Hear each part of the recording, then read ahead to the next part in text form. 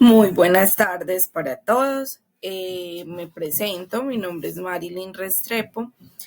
Hoy vengo a mostrarles mi mapa conceptual sobre la máquina de la economía.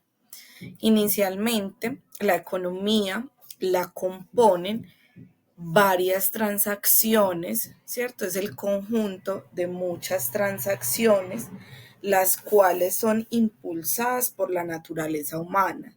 Cada vez que nosotros compramos algo, de esta forma estamos creando una transacción, ¿cierto? Es decir, que las transacciones son las que impulsan o nos llevan a un ciclo de la economía. Por parte de las transacciones, tenemos que está integrada por dos partes. En primera instancia es el comprador y en segunda instancia es el vendedor, ¿cierto? ¿Qué pasa con estas dos partes? Se canjea dinero o crédito, ¿cierto? Es decir, según ya sea el medio de pago, ya sea por medio de dinero en efectivo o sea por medio de créditos, ¿cierto? Que son a largo plazo o a corto plazo. Estos se generan o se hacen a partir de la adquisición de mercancía, servicios o de activos financieros, según lo que sea que estemos adquiriendo. Por esa primera parte. La máquina de la economía o la economía la componen las empresas, las personas y el gobierno, siendo entre estas cuatro partes o componentes principales el mayor comprador y vendedor, perdón, siendo el gobierno, ¿cierto? El gobierno está integrado por dos partes principales, que estas dos partes vienen siendo el gobierno central y la banca central, que son las dos partes principales que componen el gobierno como tal. ¿Qué pasa? La banca central es la que tiene mayor responsabilidad en cuanto a temas de deudas a largo y corto plazo, porque la banca central es la única que puede imprimir dinero porque sí, digámoslo de alguna forma. Es decir, la banca central es la única que puede imprimir o está autorizada a imprimir dinero en caso de deflación, ¿cierto? El gobierno central solamente puede disponer de servicios como tal. Entonces, se deben de complementar súper bien para poder lograr y para poder llegar a donde se desea llegar mediante la economía, ¿cierto? Para tener una economía estable. ¿Qué pasa? Nosotros inicialmente o la mayoría de las personas le tenemos mucho miedo al crédito, pero dentro de la economía el crédito es la parte más importante. Lo que sucede es que cuando no sabemos manejar dicho crédito, se genera una deuda. Esa deuda es la que atemoriza al usuario o a la persona.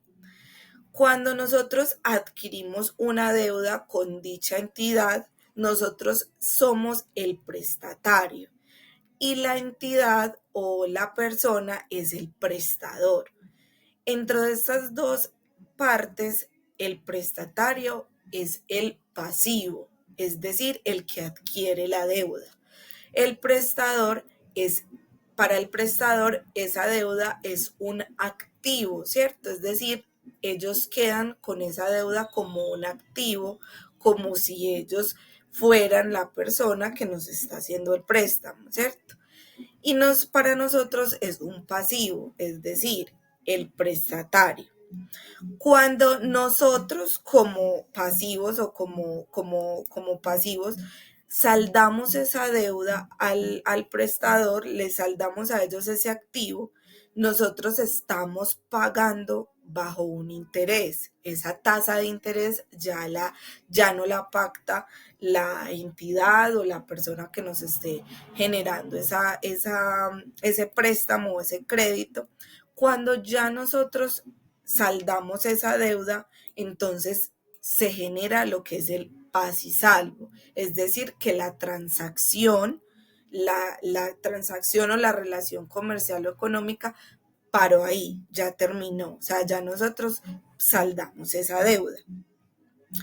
¿Qué pasa? Bajo el mismo crédito se generan gastos e ingresos, que esto es lo que hace la activación de la economía, ¿cierto?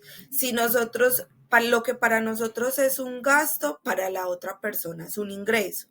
Por ende, si nosotros no tenemos cómo generar ese gasto, para la otra persona no hay ingresos. Entonces allí es donde se nos empieza de pronto a complicar el tema de la economía.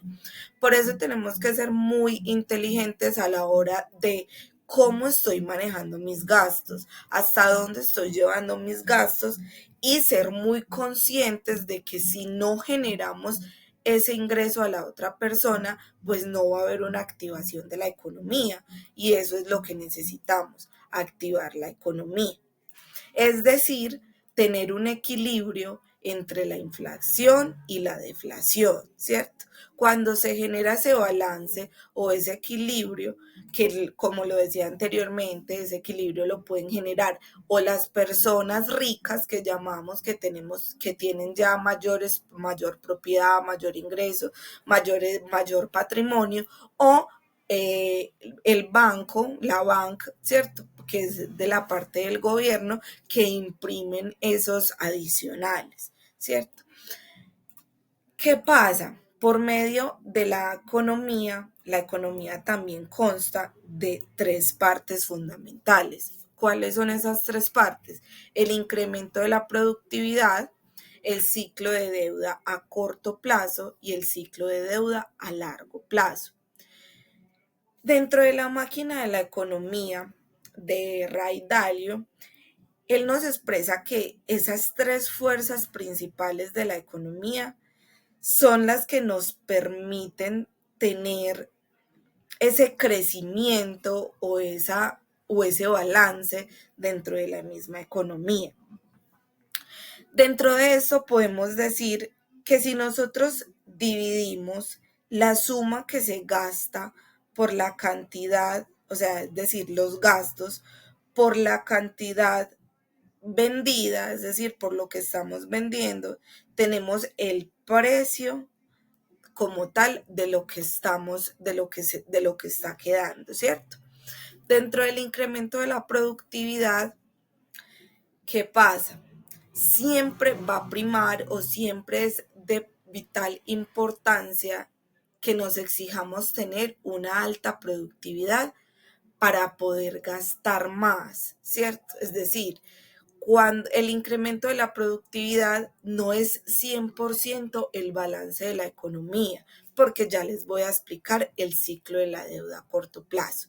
Dentro del ciclo de la deuda a corto plazo tenemos mayores gastos, tenemos menos pago de deudas, tenemos que esta se da entre 5 a 8 años y tenemos un crecimiento de deudas. Dentro del ciclo de deudas a largo plazo, aumenta la deuda, las empresas recortan los gastos, la moratoria y la reconstrucción de las deudas, la depresión y la baja del pago de los impuestos. Volviéndonos un poco al tema del ciclo de la deuda a corto plazo, según lo que entiendo y lo que me queda del proceso, es que es de vital importancia generar este tipo de créditos a corto plazo, ¿cierto? Porque nos permite generar el tema de los gastos y aún así poder incrementar o poderle dar ingreso a otra persona. ¿Qué pasa? ¿Cuándo se nos complica la economía? Cuando el ciclo de la deuda es a largo plazo. ¿Por qué? Porque aumenta la deuda, porque las empresas se ven obligadas a recortar los gastos, porque ¿qué es la reestructuración, perdón, de las deudas? Es decir, yo tuve un crédito y lo tuve a 36 meses, pero resulta de que yo no lo pude pagar a esos 36 meses, bajé a una tasa, me bajaron la tasa del interés, pero aún así no pude pagar ese crédito y ellos lo que hacen es reconstruirme o reestructurarme esa deuda y ponérmela a 48 meses. Es decir, la deuda aumenta, aumentan los intereses, aumenta el plazo y por ende no estoy aportando a esa economía. Porque, ¿qué pasa? La mora va a seguir aumentando y hasta que yo no cancele esa deuda, no voy a tener ese paz y salvo o ese balance entre el activo y entre el pasivo. Entonces, esa deuda la debo de pagar en el menor tiempo posible, porque si no, se me genera esa depresión y esa baja de pago de impuestos dentro del ciclo de las deudas a largo plazo. Tenemos el que si nosotros no tenemos y baja tenemos deflación, por ende no podemos pagar los impuestos, por ende la banca se tiene que ajustar por el tema también de los incentivos que tiene el gobierno para los otros tipos de personas que son de pronto de una de un bajo estrato, entonces ellos tienen que venir a coger las riquezas o el patrimonio de los más ricos para poder generar un balance y es decir, como el más rico, dele al que tiene más bajos recursos para que él se pueda sostener. Esa es como la parte más importante. Ray Dalio nos genera y nos regala también 3 puntos muy importantes donde nos dice que la deuda no crezca más rápido que tus ingresos. ¿Cierto? Es cuando gastamos y gastamos y gastamos me voy a ir a pasear, me compré un auto, pero ese auto es para uso personal, me fui a conocer, me gasté el dinero, ¿cierto? ¿Qué pasa si nosotros cambiamos ese chip y esa mentalidad y ese dinero o esa inversión, ese préstamo que estamos haciendo en un banco o en una entidad nos genera un ingreso a nosotros? Es decir, es muy diferente yo comprar un auto para uso personal a decir que voy a comprar un auto para trabajarlo, ¿cierto? O decir voy a comprar una máquina para hacer ejercicio, pero no, mejor voy a comprar una máquina de confección para generar contrato, para generar empleo y para generar ese ingreso y poderle pagar a esa entidad esa deuda que tuve con ellos, ¿cierto? También nos dice que aumentar la productividad y que los ingresos no superen la productividad. Lo que el conocimiento que me deja a mí esta actividad es que la verdad no sabía, no conocía la importancia de los créditos en el balance o en la economía. O sea, no sabía que los créditos juegan un papel tan importante en la economía. De todas maneras, muchísimas gracias por escucharme, al profesor, a mis compañeros, que tengan un excelente resto de tarde.